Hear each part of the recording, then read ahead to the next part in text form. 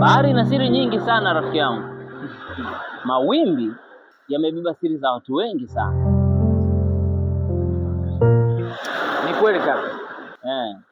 Yaani kuna watu wanakuja hapa kupumzika. Ndio. Na kuna watu wanakuja hapa kutafuta wapenzi. Lakini kuna watu wanakuja hapa kubatizwa. Ndio. Ila kuna watu wanakuja hapa kufanya ushirikina. Hebu tizama kule. Macho yangu yanaona hadithi mpya. Yaani baba mtu mzima, binti mdogo, mapenzi au majaribu. Moyo wangu wa ushairi unaniambia kwamba sisi kama washairi tuna somo la kutoa pale. Aswa?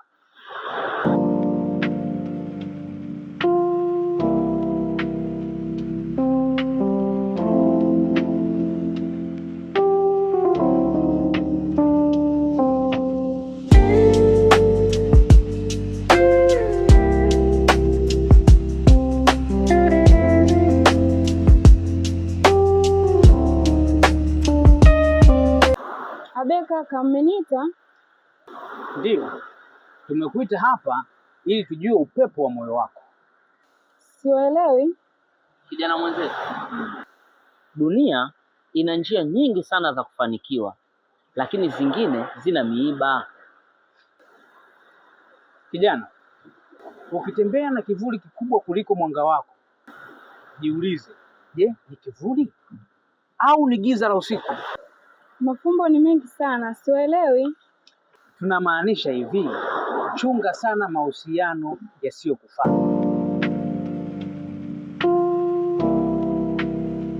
Sawa, nimewaelewa.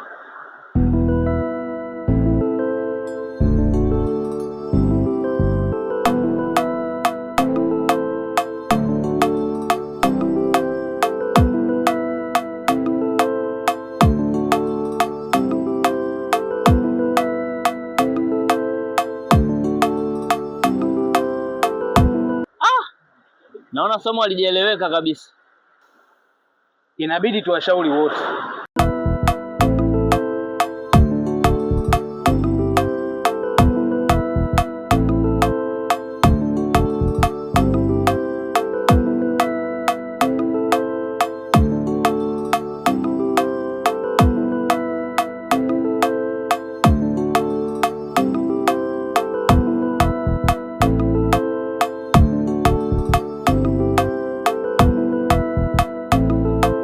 Samahani kwa haya ambayo naenda kukuambia.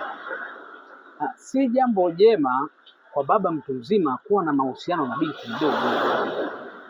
Maua yakichanua kwa wakati wake hupendeza, lakini yakichanua nje ya majira yake hupoteza harufu.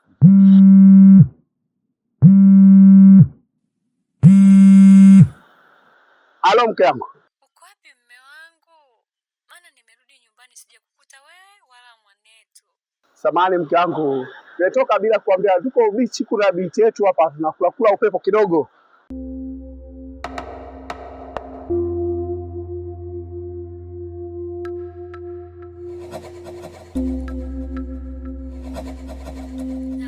Sawa mme wangu. Msichelewe kurudi, maana nimekwisha kuhamisi tayari. Haya, sijali mke wangu. Sasa hivi tunarudi. Vijana, mko mnasemaje? Tulikuwa tunakusalimia tu.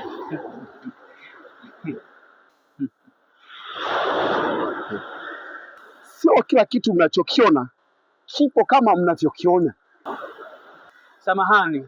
Samahani kwa kukuhukumu mapema. Tulikuhukumu bila kujua kitu kinachoendelea. Sijali, nafanya kazi njema. Asante. Sawa.